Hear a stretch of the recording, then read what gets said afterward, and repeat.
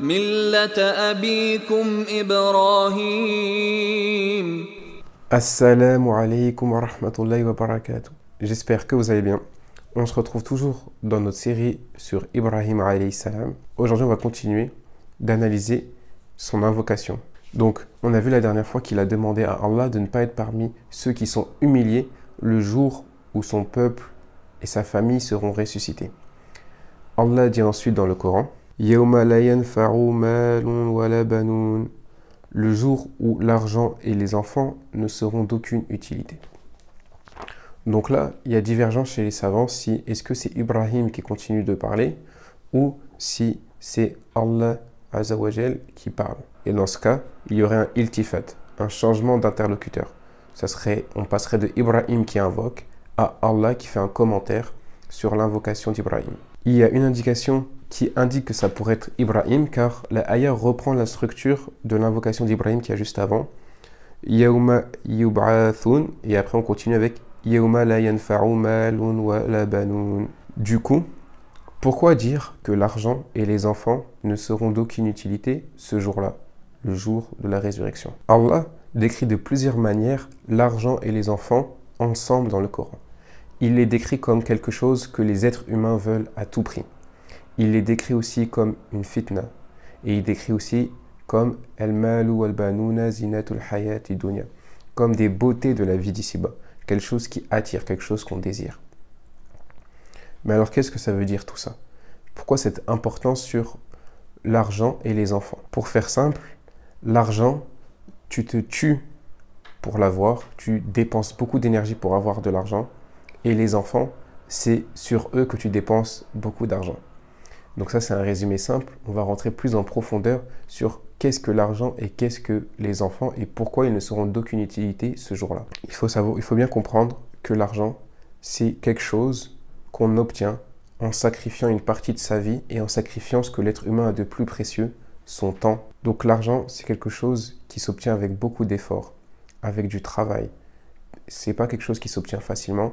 Et pour l'obtenir, l'être humain utilise quelque chose qui est très précieux, même qu'il a de plus précieux, son temps. Une fois adulte, une grande partie de la vie, de notre vie, tourne autour de l'argent. Comment avoir de l'argent? Est-ce que j'ai assez d'argent pour payer ça? Etc., etc. Une des grandes inquiétudes et quelque chose qui prend beaucoup de poids et de place dans la vie de l'être humain, c'est l'argent. Et il y a autre chose qu'Allah a créé qui prend beaucoup de place et d'importance, c'est le fait d'avoir des enfants. Une fois que tu as des enfants, ta vie tourne autour d'eux. Même ton emploi du temps. Comment tu vas gérer ton temps? Comment tu vas gérer ton week-end? Comment tu vas vivre ta vie? Il y a certaines personnes qui vont jusqu'à déménager pour que leurs enfants soient dans des bonnes écoles. Et donc, ton esprit est principalement occupé, accaparé par les enfants et l'argent. C'est les deux choses principales qui occupent ton esprit, qui occupent ton temps et qui vont même jusqu'à un petit peu dicter ta vie. Pour avoir de l'argent, tu vas devoir peut-être déménager, sacrifier de ton temps. Pour bien t'occuper de tes enfants, tu vas devoir dépenser de l'énergie, ne pas dormir à certaines heures où tu aurais aimé dormir, faire des choses que peut-être tu n'aurais pas aimé faire si tu n'avais pas d'enfants, etc., etc. Et donc, l'argent et les enfants ont un très gros poids dans ta vie. Et après avoir parlé de l'argent et des enfants, il nous dit, Ibrahim alayhi salam, qu'est-ce qui compte au jour du jugement? Il dit Illa man atallahi biqalbis salim, sauf pour celui qui vient vers Allah avec un cœur salim, un cœur saint, pur. Et donc, de base, l'argent et les enfants ne sont d'aucune utilité, sauf pour celui qui vient vers Allah avec un cœur pur, un cœur saint. Qu'est-ce que ça veut dire ici? Ce que ça veut dire ici, c'est que bien sûr que l'argent et les enfants sont importants, mais on doit placer une limite à ce qu'on est prêt à faire pour eux, et à l'énergie qu'on est prêt à dépenser pour eux, et à la charge mentale qu'on est prêt à mettre pour eux.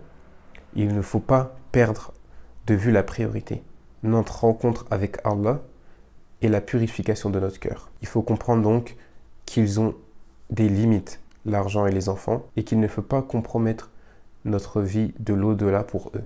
On comprend avec ce message que personne ne peut interférer entre moi et Allah.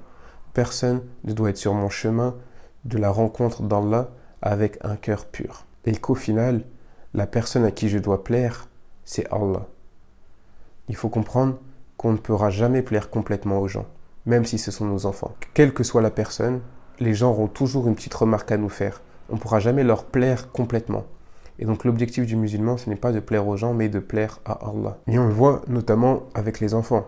On peut faire beaucoup pour eux lorsqu'ils sont enfants, petits, et lorsqu'ils grandissent, ils deviennent parfois ingrats et ne reconnaissent pas l'importance et les efforts que les parents ont donnés. Et donc ici, Allah et Ibrahim, par la parole d'Ibrahim, soulignent que toute chose doit avoir un équilibre. Et notamment deux choses très importantes dans nos vies, les enfants et l'argent. Surtout que maintenant c'est un peu moins vrai, mais qu'à l'époque, les enfants, en plus d'être une source de fierté et d'amour, étaient une source de sécurité. Car si vous aviez beaucoup d'enfants, ça veut dire qu'ils pouvaient vous aider en cas de problème, en cas de guerre, etc. C'était de la force et de l'honneur d'avoir des enfants. Maintenant, qu'est-ce que ça veut dire avoir un cœur en paix? Qalb salim. Salim, ça veut dire en paix, en sécurité, apaisé, mais aussi pur et en bonne santé. L'être humain peut avoir des blessures au cœur quand il est attaqué par des gens, quand il subit des injustices. Mais ça ne doit jamais dégrader sa relation avec Allah. Ça, c'est un des grands principes du Coran. Regardez Yaqub, ses enfants l'ont trahi et ont essayé de tuer un de ses enfants. Et pourtant, malgré qu'il ait pleuré jusqu'à en perdre la vue, il va rester confiant et patient avec Allah. Il ne va pas se retourner vers Allah et se plaindre de lui ou être mécontent de son destin. Ainsi, un cœur pur et sain, c'est celui qui a toujours une bonne pensée envers Allah. L'important et l'objectif de toutes nos bonnes actions que nous faisons, c'est de purifier notre cœur pour rencontrer Allah au jour du jugement avec un cœur pur.